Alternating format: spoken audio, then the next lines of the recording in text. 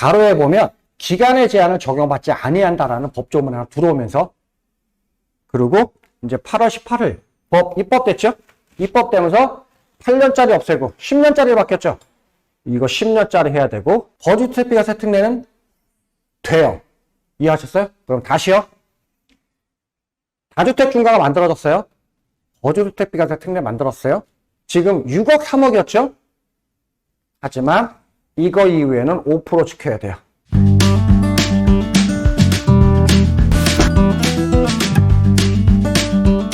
그래서 세 개를 같이 이해하셔야 돼요. 조건은 똑같아요. 의무가 몇 년? 5년? 6억 3억? 없어요. 되셨나요? 이렇게 잔잔하게 흘러왔어요. 그러다가 이제 하나둘씩 변경이 생겼어요. 정책하면서 이런 얘기 했네요. 2018년 4월 1일부터 다주택 중과랑 종부세 합산 배제 받으려면 단기로 하면 안 된다고 그랬죠. 뭐로 한다고 했어요? 8년짜리로 하라고 했어요. 그래서 일단 이때 한번 바뀌었어요. 바뀌면서 얘네 둘은 의무기간이 몇 년으로 바뀌었어요? 8년으로 바뀌었어요. 이해하셨어요? 8년으로 바뀌었어요. 이때 바뀌었다 그랬잖아요. 얘는 바뀌었어요? 안 바뀌었어요? 안 바뀌었어요. 그럼 희한하네요. 이상한 일이 벌어졌어요. 얘는 처음에 5년입니다 그랬어요. 얘도 5년입니다. 얘도 5년입니다. 하다가 얘가 8년입니다 바뀌었어요. 얘도 8년입니다 바뀌었어요. 근데 여기에 8년이라고 써있고요. 바뀌었고요. 여기도 8년이나 바뀌었어요. 근데 얘는 구체적인 연도 없다 그랬죠. 뭐라고 했어요? 얘를 끌어왔다 그랬죠.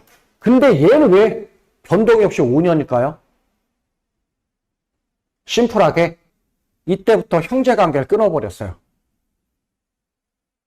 가로에 보면 기간의 제한을 적용받지 아니한다라는 법조문이 하나 들어오면서 형제관계 끊어졌어요. 그래서 얘랑 얘는 이때부터 8년짜리 해야 되는구나. 얘는 그냥 4년짜리 해도 상관없구나. 이렇게 표로 이해하시면 돼요. 그러다가 한 번 더 개정됐네요. 정책 때 배웠어요. 9.13 대책 나오면서 조정 대상 지역에 상관 안 된다고 그랬죠. 얘네 둘은 그거를 적용받았어요.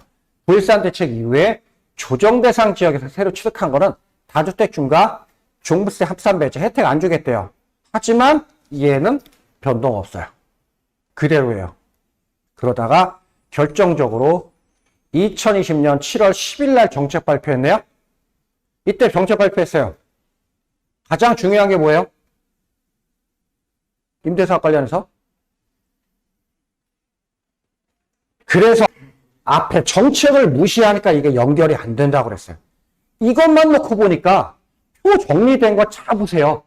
표 보면 이해가 돼요. 근데 고객이랑 브리핑하려면 하나도 안 돼. 왜? 앞에 걸 무시해서 그래. 7월 10일에 정책 발표하면서 이런 얘기를 했네요. 단기 없앨 거야. 그죠? 단기 없앨 거야. 아파트 장기 없앨 거야. 그러니까 등록하지 마. 언제부터? 다음 날부터. 등록하면 어떻게 돼?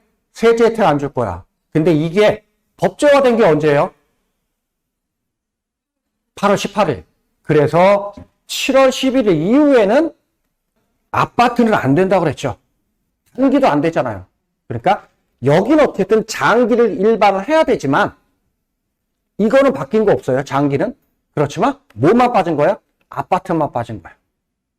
근데 여기도 어쩔 수 없이 이때 정책 발표하면서 뭐라고 했어요? 아까 했죠? 단기 등록한 건 안 해준다 그랬잖아요. 그러니까 얘도 없이 장기로 바뀔 수밖에 없던 거예요. 이해되셨나요? 흐름 이해하셔야 돼요. 그리고 이제 8월 18일 법 입법됐죠? 입법되면서 8년짜리 없애고 10년짜리 바뀌었죠? 이거 10년짜리 해야 되고 여기도 10년짜리 해야 돼요. 이 흐름을 이해할 수 있으면 나중에 다주택 중과 얘기 나온다. 종부세 합산 배제 얘기 나온다. 거주주택비과세 특례 나온다. 라고 하면 요 장을 피고 일단 해야 돼요. 그러면 한번 볼까요? 9.13 대책 이후에 조정 대상 지역에 샀어요. 9.13 대책 이후에 9월 14일 이후에 샀어요. 그걸 임대사업 등록을 했어요. 가액은 5억짜리 내네요. 다주택 중과 혜택 있어요? 없어요? 없어요. 종부세 혜택 있어요? 없어요? 없어요. 거주주택비과세 특례는 돼요. 이해하셨어요? 돼요. 요 표를 그대로 이해하셔야 돼요. 그래서 이거를 한눈에 보기 위해서 요때 어떤 일이 벌어졌냐를 설명드려야 돼요. 근데 이 숫자가 바로 하면 안 들어와요. 앞에 정책을 몇 번 읽다 보면 들어와요. 그래서 요거는 기억하셔야 돼요. 그럼 다시요. 다주택 중과가 만들어졌어요. 종부세 합산배제 만들어졌네요. 거주주택비과세 특례 만들었어요. 다주택 중과랑 종부세 합산배제는 친구예요. 굉장히 친한 증거. 계속 같이 가요. 마지막에 틀어졌지만 그 틀어진 거 우리는 몰라도 될 상황이에요. 뭐가 틀어졌냐면 마지막에 종부세 합산배제는 지금 6억 3억이었죠? 그게 9억으로 바뀌었어요. 수도권은. 종부세 바뀌었어요. 의미 없어요. 우리가 고민할 내용은 아니에요. 거주주택비가 11년도에 만들었어요. 3개가 똑같이 출발했다. 5년이다. 면적 제한 없다. 가액은 6억 3억이다. 그러다가 이제 정책이 나오면서 18년도 4월 1일 얘네 둘을 규제하고자 단기 등록 안 된다. 뭐로 등록해라? 중공공 장기 등록해라. 얘는 안 바뀌었어요. 그리고 9.13 대책 이후에 조정해서 산 거 얘네들 혜택 안 줄 거야. 그렇지만 얘는 변동 없어요. 그러다가 결정적으로 2020년 7월 10일 날 정책 발표하면서 뭐라 그랬어요? 이제 단기 없앨 거야. 아파트 장기 없앨 거야. 그거로 등록하지 마. 세제 혜택 하나도 안 줄 거야. 그 약속은 지켰다 그랬죠. 그 약속 지켰기 때문에 얘도 단기로 등록하면 혜택을 못 받으니까 어쩔 수 없이 장기로 등록해야 되고요. 이제 10년으로 바뀐 거고요. 요거 흐름 이해할 수 있나요? 이거 이해하셔야 돼요. 그래야지 얘기가 돼요. 갑자기 종부세 얘기 나오다가 다주택 중과 얘기 나오면 이게 면적 가액에 흐트러져 버리면 대책이 없어요. 이 세 개는 면적, 가액 같아요. 면적은 얼마요? 없다니까. 면적 없다니까. 85제곱미터래요. 면적 제한 없다고요? 가액은요? 6억 3억. 이렇게 기억하시면 돼요. 그러면 다음 1원 애 다주택 중과 흐름 있죠? 거주주택비과세 특례 1원 애들을 장기임대주택이라고 해요. 세법상 용어예요. 얘는 합산배제 임대주택이라고 얘기를 하고요. 이해되셨나요? 그냥 장기임대주택 그러면 세법상 용어다 그렇게 이해하시면 돼요. 그러면 장기임대주택은 몇 년짜리예요? 장기임대주택이 몇 년짜리예요? 그때 다 달라요. 이때는 5년이었잖아요. 8년이었잖아요. 10년이었잖아요. 이해되셨어요? 그러면 저는 좀 더 구체적으로 이해돼. 장기임대주택이 몇 년짜리예요? 그럼 먼저 무슨 표정 줘야 돼? 어떤 거?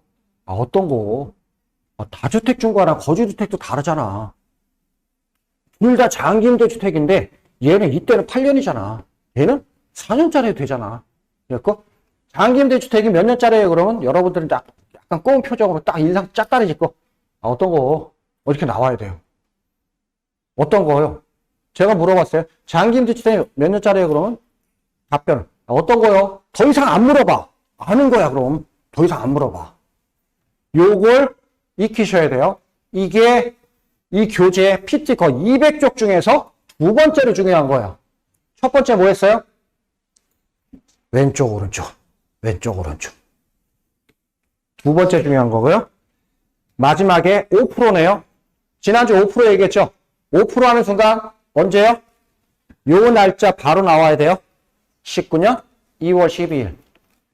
이 세 개가 다 이거 이전에는 5% 안 지켜도 돼요. 안 지켜도 돼요. 그러면 세제 혜택은 전혀 문제가 없어요. 어떤 문제만 있어요? 민트법상 과태료만 문제만 있지 세제 혜택은 전혀 상관없어요. 하지만 이거 이후에는 5% 지켜야 돼요. 이해되셨죠? 요것만 이 표만 이해할 수 있으면 브리핑하거나 판단하는데 전혀 이상 없어요.